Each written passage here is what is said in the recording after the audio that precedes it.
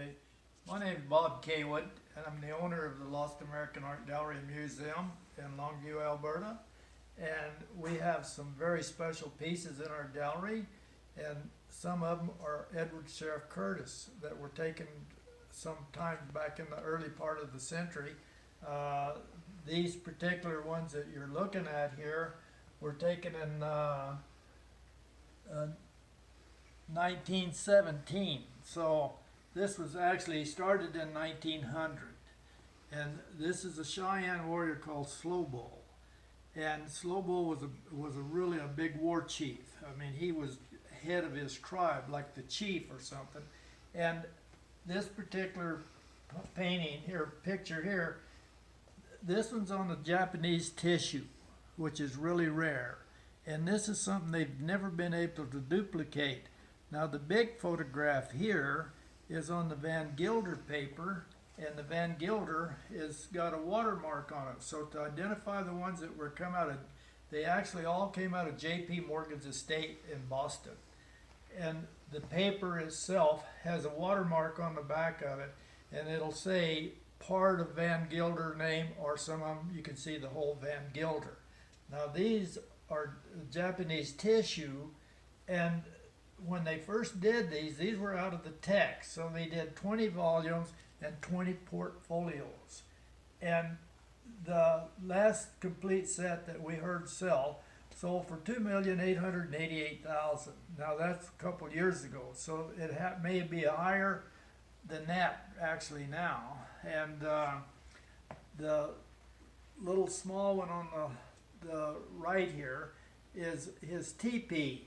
And you can see all the scalps that are hanging off of that teepee, and those are scalps that he collected when they were fighting it earlier in the late part of the middle of the 1800s. And he was a great chief. And Curtis, to get the photographs and everything, he had sent word. He had met Slow Bull earlier, and I don't know the conversation there or how he met him. But anyway, he got word to Slow Bull, if you'll get some of your people together where I can come and take some photographs, I'm going to bring us some gifts out for those people, and you can distribute them to your friends or the Indians. So Slow Bull misinterpreted what he was saying, and he invited his whole tribe of Indians, and they come up out of the Indian Territory and out of Oklahoma and Kansas, and they all showed up expecting gifts. Well, Curtis had just brought a gift for his immediate family because he was wanting to photograph them. So the Indians that had traveled 60 miles horseback were very, very upset, and they wanted to hang Curtis. And Slow Bull talked him into moving his tent and all of his equipment about 15 miles up the Platte River where they were located.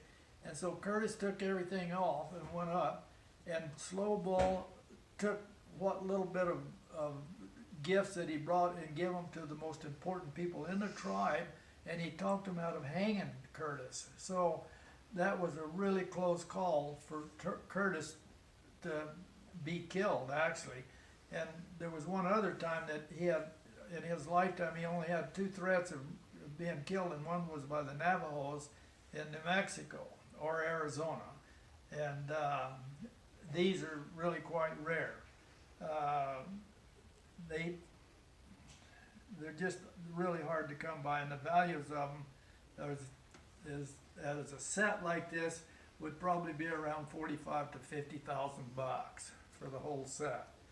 But we have some smaller ones that sell for around 800 bucks, and if anybody's interested, they can contact us at the Lost American Art Gallery and Museum in Longview.